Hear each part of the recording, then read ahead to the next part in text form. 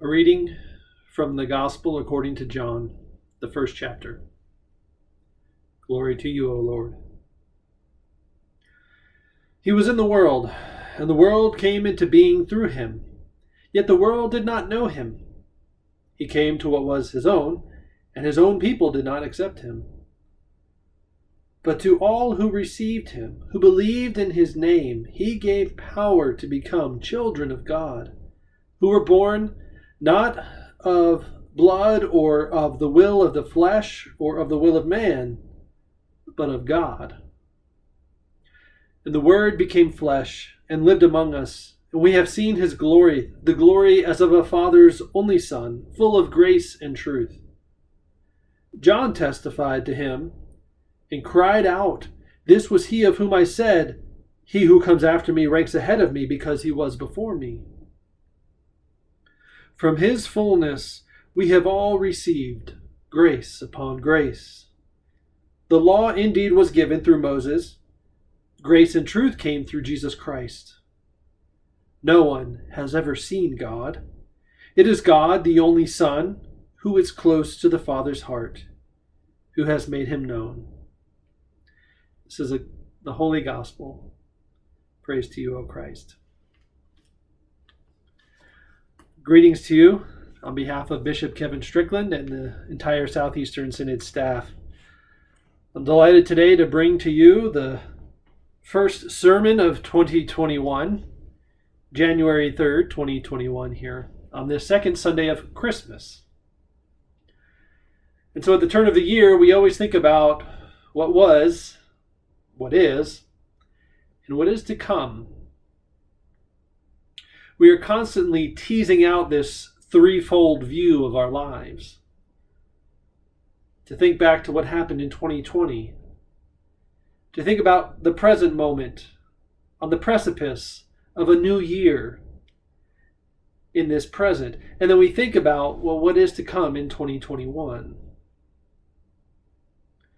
And as we think back over this past year, we think of lives lost, 300,000 plus lives lost due to COVID-related illnesses. Folks like parents and children and friends. We encountered in 2020 a virus unlike the world has ever seen.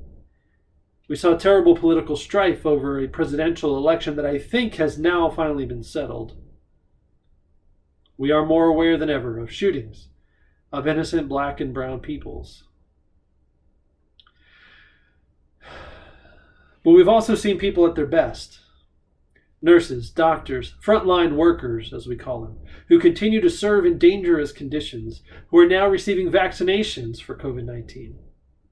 Educators across the nation are to be applauded for their work, as they who gathered in person were also at risk every day they enter the classrooms, and really just simply teaching in a way never done before, at least not on a regular basis. To all of these folks we give our thanks and our gratitude. We also like to thank all of our pastors and deacons who are trying to do church, to be followers of Jesus and shepherds for God's people, who are trying to be God's people in the midst of a pandemic. For them we give thanks for their efforts. And we give many, many thanks for council presidents, council leaders, our youth leaders, our Sunday school teachers. You probably didn't think at the beginning of 2020 that you'd have to know how to teach the Christmas message over Zoom. This virus has challenged us, has forced us to reconsider and to reimagine what it means to be the church. You have had no choice but to rethink the answer to questions like, what does it mean for God to be with us? How do we be the church in a digital space?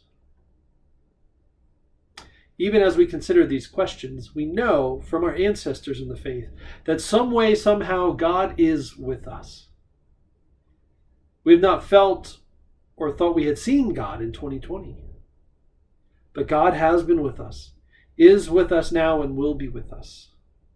Jesus, Emmanuel, God with us, is God's way of reminding us that God is here. In the heights of our heights, in the depths of our depths, Jesus is still God. Jesus is with us.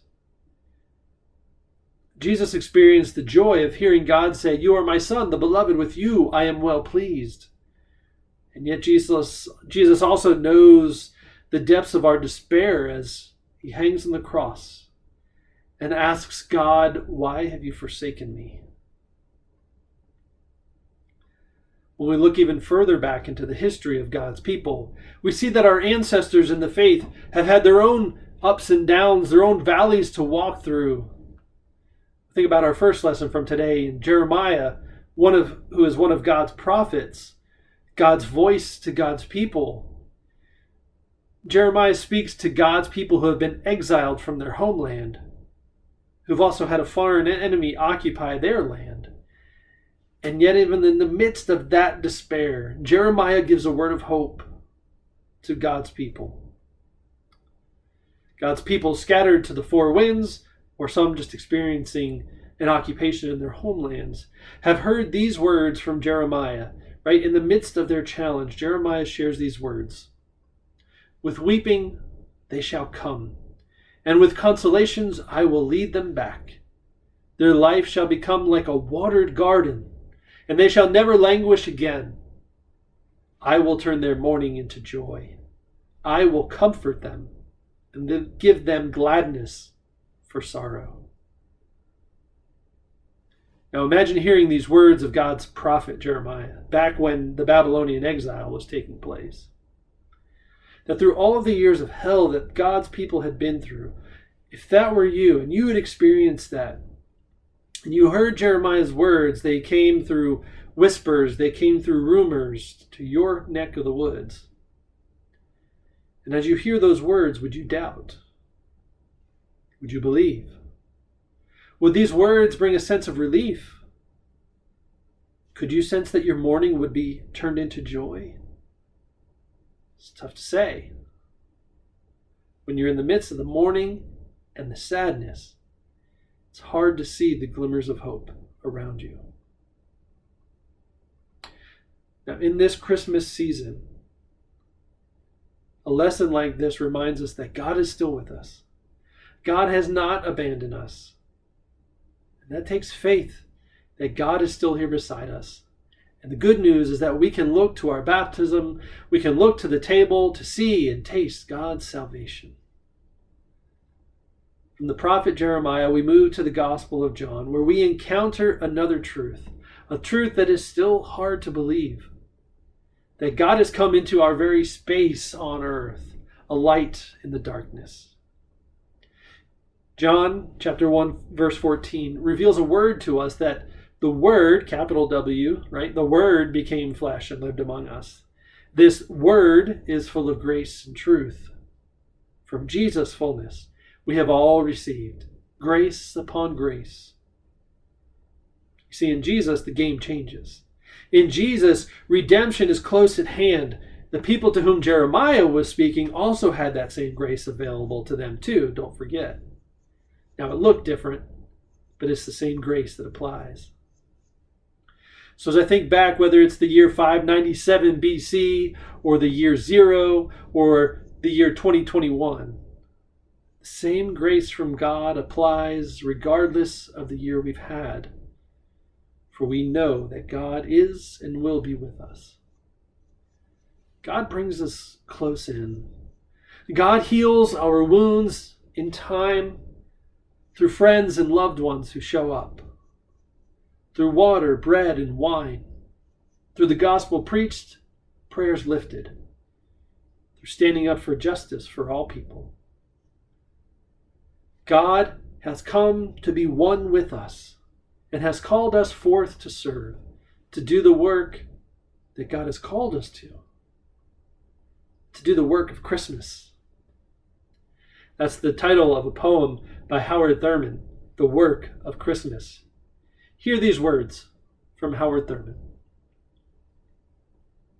When the song of the angels is stilled, when the star in the sky is gone, when the kings and princes are home, when the shepherds are back with their flocks, the work of Christmas begins. to find the lost, to heal the broken, to feed the hungry, to release the prisoner, to rebuild the nations, to bring peace among the people, to make music in the heart. Folks, it's time to roll up our sleeves for 2021, to do the work of Christmas, of praying for the homeless and then going out and feeding them, of praying for peace and then supporting legislation that leads to the building of relationships and safety for all of God's people, of saying that we love our neighbor and then bringing them a freshly baked loaf of bread or a pot of soup. God calls all people together to do this work, that all might know that God was with us yesterday, that God is with us in this very moment, and that God will indeed be with us always. Amen.